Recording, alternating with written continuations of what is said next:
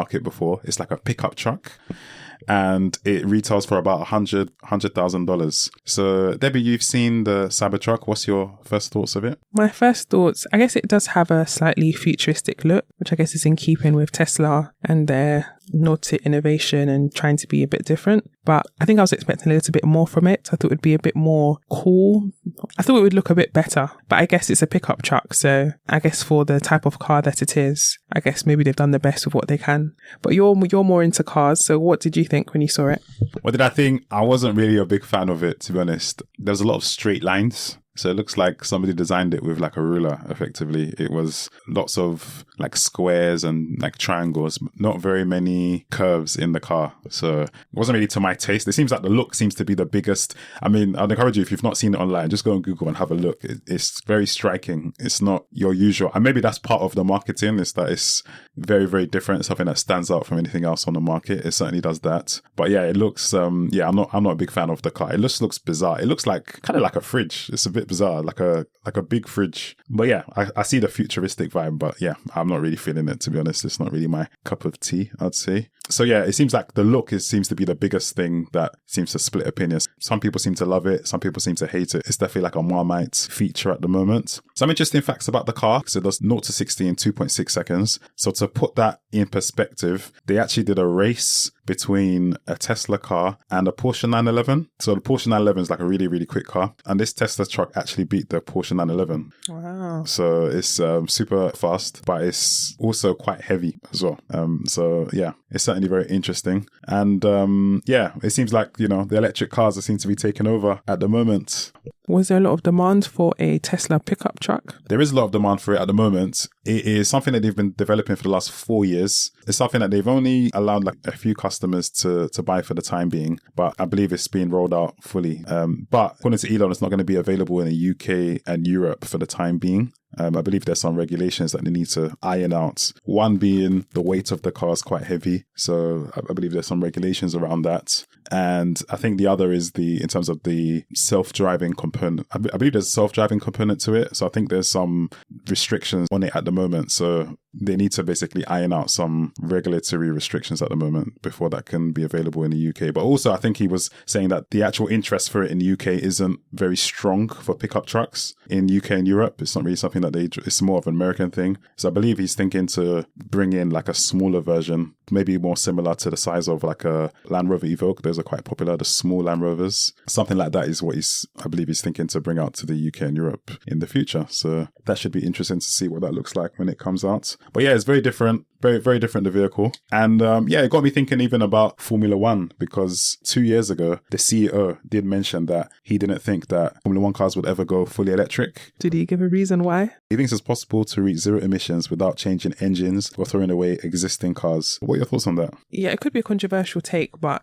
I think some people really like the sound of the engines with Formula One. And I think as they've become more conscious of their emissions, the cars have become a bit quieter over time. And I think moving to fully electric might not be popular with the fans. That could also be a factor as well. Why? What did you think? Yeah, I thought it was a surprise, to be honest, because I think with restrictions that are coming in terms of cars, the ambition is for a lot of cars, especially in Europe and the UK, for it to be fully electric by 2030. It seems like most of the car makers are signed up to that initiative, for new cars anyway, to be fully electric by 2030. So that seems to be the big drive of the motor industry at the moment. So yeah, I think it's quite surprising that he would come up with such a statement. And I think that with, motorsport being usually seen as something of, being the forefront of research and so on, I would have thought that would be something that they would jump on, really, in terms of them being fully electric as well, like leading the way in terms of it being fully electric. But it seems like there's a bit of resistance to do that. However, having said that, they are looking to do more sustainable fuels, which is what he was saying in terms of them being zero emissions by 2030. But yeah, it remains to be seen,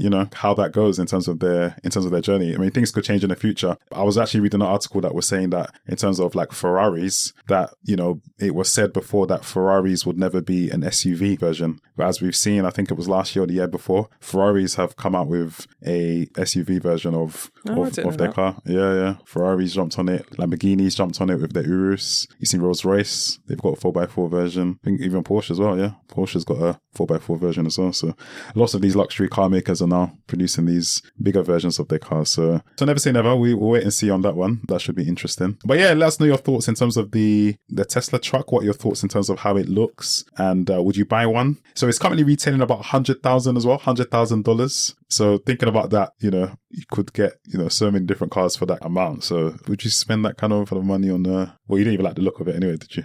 No.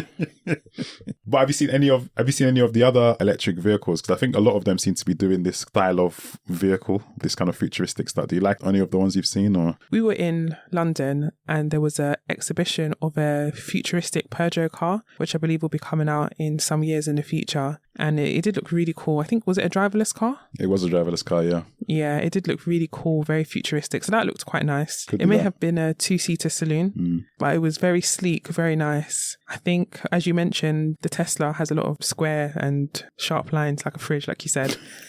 Whereas the Peugeot looked very nice. Interestingly, actually, there was a worker that used to work for Tesla that came out as a whistleblower to say that he has safety concerns about Tesla and that he's raised it at Tesla a number of times, but it's been ignored. I did read an article about that this week. Interesting the timeline of it with the Cybertruck coming out. What were the concerns regarding? Yeah, so according to the BBC, a former Tesla employee has told the BBC he believes the technology powering the film's self-driving vehicles is not safe enough to be used on public roads. He said that attempts to highlight his concerns internally had been ignored. Tesla did not respond to requests for comment. So he's like a whistleblower, so he's come out to the paper about it, his concerns on using the system. It's more the safety bits, I think, is the concern at the moment. I think that's probably been the hesitancy around it. But, I mean, if they can find like a safe way to use it, I think, yeah, it will be brilliant. So, yeah, it will definitely change a lot of things. I can imagine buses as well, because you could have like buses that would be driverless. There's loads of things really that would be interesting. Imagine as well Uber will be different. Would it be Uber? Would it be a different company? It'd be like a Uber driverless cars, driverless highway. Yeah, exactly. Yeah. I think if you think about it, I think it was just the start of this year. People were searching what is ChatGPT, what is AI, and now people are using it in all manners of life. Courseworks. Yeah. University dissertations, courseworks. Yeah, jobs as well. Jobs, yeah, all sorts. So it's just to show how quickly technology can advance. So I'm sure a lot of car manufacturers are focusing on this feature. It will be a real game changer if they can get it right. So yeah, it'll be interesting to see what happens in the future with self-driving features, self-driving technology, and to see whether that can actually be rolled out in the mainstream. One to keep an eye on. Yeah, for sure. And I wonder, would that make the fares cheaper if it was driverless, do you think? Or it remains to be seen. Remains to be seen, yeah. Thanks everyone for listening to the podcast today. We really hope that you enjoy the conversation. Please feel free to join in. We're on Instagram at BusinessKeyPod and we're also on TikTok at BusinessKeyPod. Feel free to let us know if you have any subjects that you want us to cover, if you have any thoughts, and we'd be happy to discuss them in a future episode. So we'll see you next Wednesday. Bye. Bye.